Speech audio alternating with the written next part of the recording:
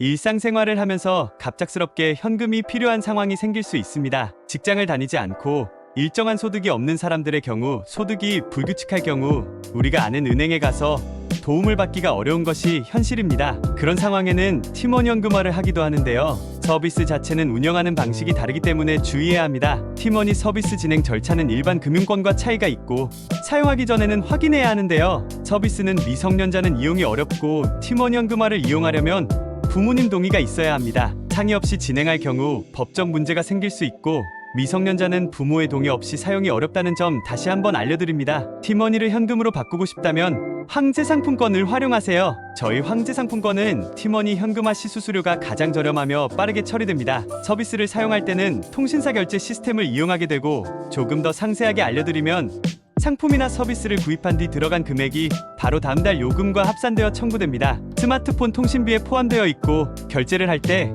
본인이 설정한 비밀번호만 있으면 진행이 가능하기에 한도면에서도 높습니다. 금액은 최대 100만원까지 가능하지만 한 번에 큰 금액을 사용할 수 있어서 장점으로 작용할 수도 있지만은 큰 금액을 편리하게 사용할 수 있기 때문에 주의할 점이 반드시 존재하게 됩니다. 내가 부담할 상황을 고려하지 않고 아무렇게나 사용할 경우 추후 납부가 어려운 상황이 생길 수 있고 팀원 현금화를 할 때는 경제 상황을 파악하고 납부 여력까지 고려해야 합니다. 이런 사항들을 제대로 알아본다면 효과적으로 사용이 가능하고 서비스는 5분 내에 처리가 가능하기 때문에 자금 조달을 신속하게 할 수 있습니다. 서비스의 특징은 급하게 현금이 필요한 상황에 유용하게 쓸 수 있으며 자금이 필요한 경우 주변에 알리고 싶지 않은 상황, 그리고 은행 도움을 받기가 어렵고 신용등급을 걱정하는 사람들에게 적합한 방법입니다. 팀원 현금화는 소액결제 기능을 활용하여 본인 명의 휴대전화만 있다면 가능합니다. 사용 방법은 상품권 구입이나 포인트 충전을 하고 재판매를 하는 방법인데요. 포인트를 충전해서 환불을 하면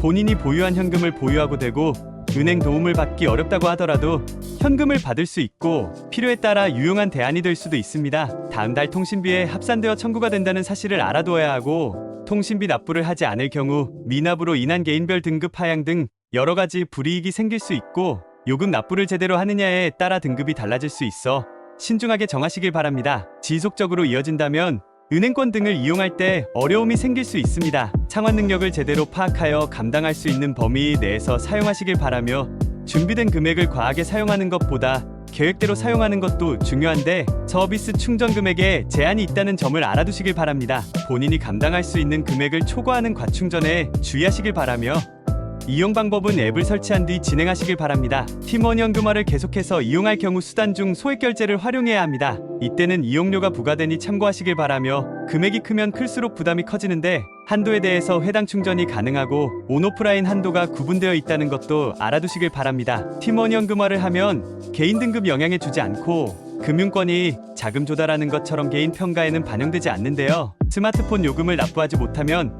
개인 점수에도 부정적 영향을 미칠 수 있습니다.